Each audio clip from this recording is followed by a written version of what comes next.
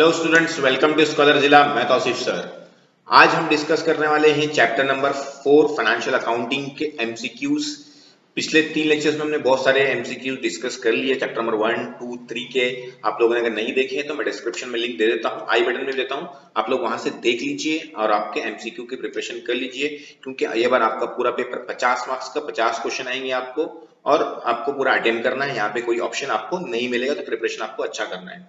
और एमसीक्यू पढ़ने से पहले आप लोग से रिक्वायरमेंट है कि आप लोग क्या कीजिए, लेसन के पहले की थ्योरी थोड़ा पढ़ लीजिए, ताकि एमसीक्यू आपको आसानी से आ जाए और आप लोग को क्लियरली उसका कॉन्सेप्ट समझ जाए।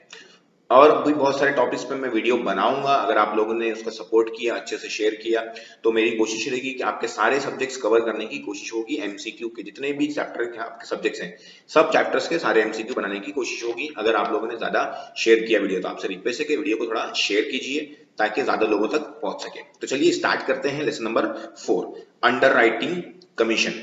The underwriting commission in case of debenture as per the company act shall not exceed. अगर हम लोग की कंपनी एक्ट के हिसाब से डिबेंचर पे जो कमीशन होता है अंडरराइटिंग का, वो कितना परसेंट एक्सीड नहीं होना चाहिए उसने बोला है। तो यहाँ पे आंसर आएगा आप लोग का 5%, 10%, 2.5% और 2%। तो इसका आंसर आएगा आप लोग का 2.5% of the issue price.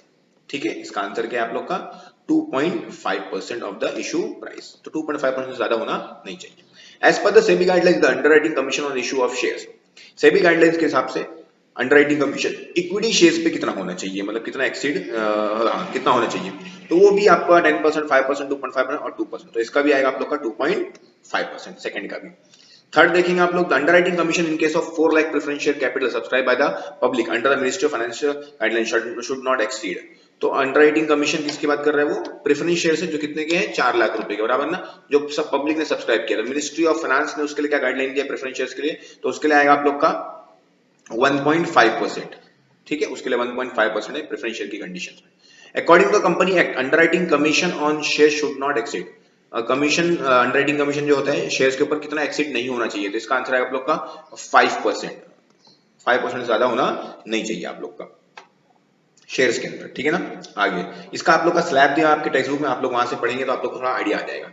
Next है underwriting commission is calculated on. Underwriting commission किस पे कैलकुलेट होता है, net liability of the share value, the firm underwriting value of the share value, market application of the share value, issue price of the share underwritten. तो जो share underwrite कर रहा है उसका इशू प्राइस जितना था उसके हिसाब से क्या होगा आप लोग का, इसकी वैल्यू निकलती है, किसकी कमीशन जो उस पर कैलकुलेट होता है।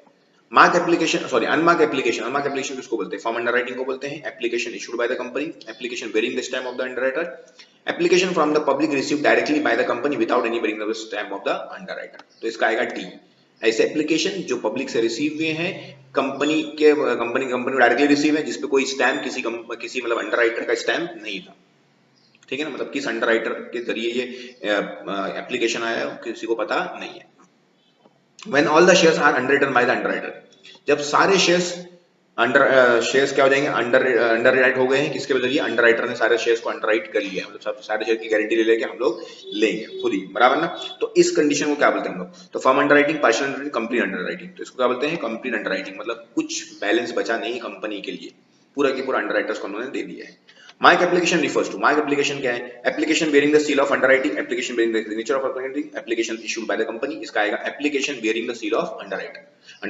अंडरराइटिंग के जो अंडरराइटर जो है उनके सील्स का अगर होगा तो हम लोग को मालूम पड़ जाएगा कि ये क्या है, मार्क एप्लीकेशन है। All limited issued 100 debentures, sorry debenture of 100 each eight 90। 100 के डिबेंचर कितने में इशू कर रही है, 90 में। तो अंडरराइटिंग कमीशन किस पे पे होगा, ऑब्वियसली 90 पे होगा, क्योंकि जो उसका इशू प्राइस रहता है उसी पे क्या मिलता है उन लोग को, कमीशन मिलता है। तो इशू प्राइस कितना है उसका, 100 का है, लेकिन कितने में इशू कर रहे हैं, 90 में, तो 90 पे ही मिलेगा।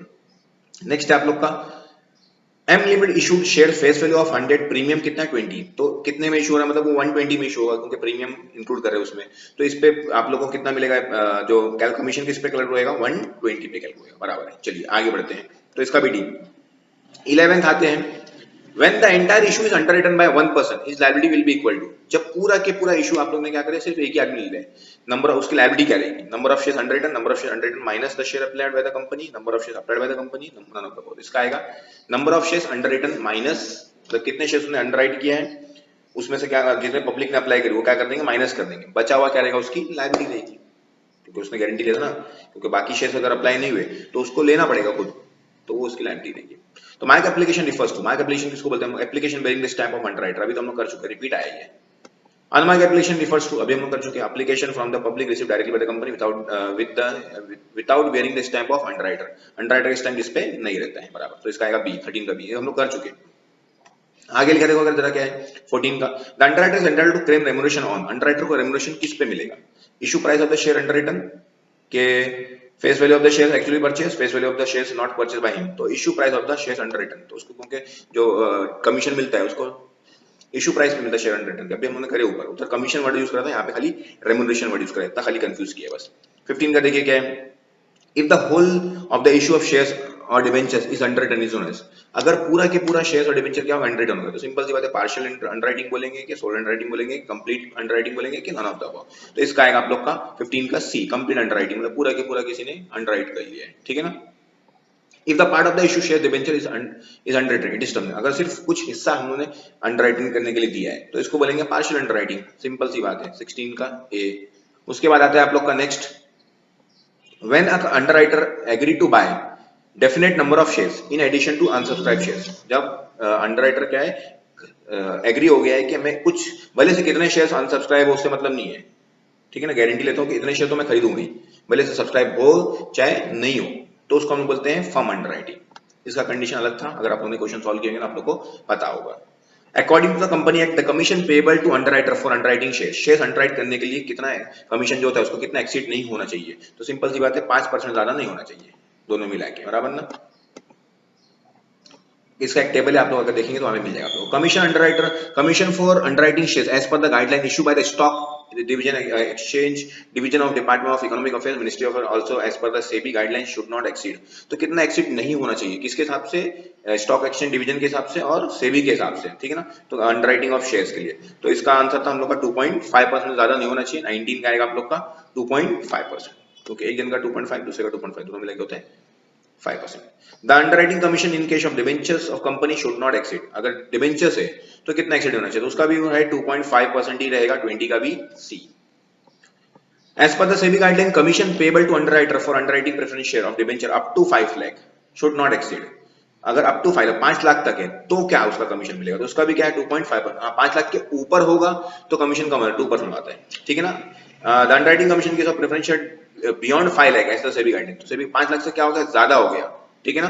तो किसकी बात कर रहा है, प्रेफरेंस शेयर और डिबेंचर्स की बात कर रहा है, तो प्रेफरेंस शेयर और डिबेंचर्स पे अगर हम लोग का इंक्रीज ज्यादा होता है तो उसका कितना परसेंट है 2%। उसके बाद आता है आप लोग का 22 का हो गया 23, के limited issued shares of 100 each eight 950, 100,000 का शेयर है लेकिन इशू कितने में करे 950 में, underwriting commission will be paid on, simple सी बात है 950 पे ही कमीशन पे करना पड़ेगा हम लोग का। तो ये हो गया लेसन नंबर 4 के ऑब्जेक्टिव्स। उसके बाद आप लोग को नीचे देखिए फिल इन द ब्लैंक्स है, आप लोग को अगर स्नैप लेना है तो ले सकते हैं, और आपके पास टेक्स्ट बुक है तो अच्छी बात है, नहीं है तो आप लोग किसी अपने फ्रेंड से ले लीजिए, उनसे फोटो लेके आप लोग बना सकते हैं, ठीक है ना। इसके फिर ट्रू फॉल्स है, उसके बाद आपके आंसर चेक करने के लिए आपको ऑप्शन दिया हुआ है। तो ये हो गया लेसन नंबर 4 कंप्लीट। आने वाले वीडियोस में हम लोग लेसन नंबर 5 देखेंगे और बहुत सारे आगे दूसरे लेसन भी हम लोग देखेंगे। तो वीडियो देखने आपका बहुत बहुत शुक्रिया, मिलते हैं अगले वीडियो में, थैंक यू वेरी मच।